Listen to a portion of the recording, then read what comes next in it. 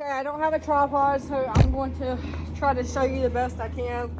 I am staying on the same speed, which is 3. You don't want to go too fast. And it's important to have the interface pad, or you're going to have a lot of pigtails, and you don't want pigtails. Well, I don't want pigtails. You might, I don't.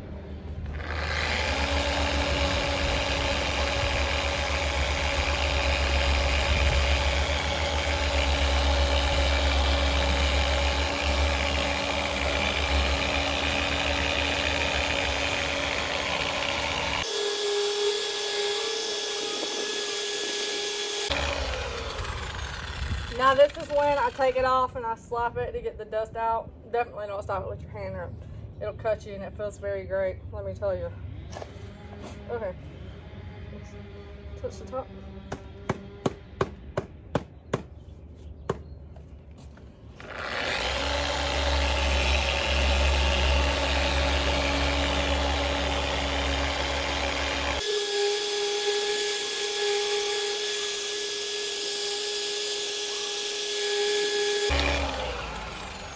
I'll probably have to do the fresh piece now. And something else you don't want to do is tilt it when you're sanding to put more pressure. God, don't do that. You're going to have very, very bad scratches, and it just makes no sense.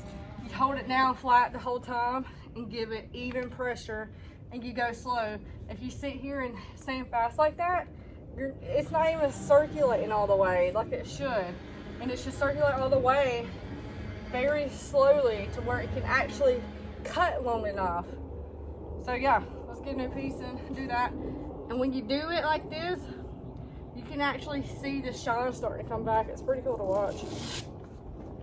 And you don't want to breathe that in. Just, I don't know, use your shirt or something. This Abernet is perfect for dry sanding hard gel coat.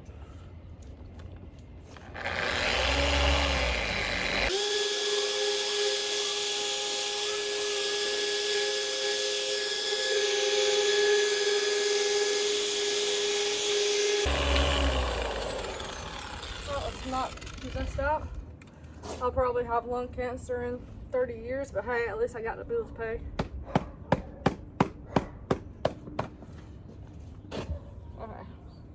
You can usually just dust around with your hand or a rag and see, but I will tell you, after you go into wet sand, after dry sanding, you will be able to see if there's anything there. But I'm pretty sure we got it. But like I said, we're gonna follow up to make sure.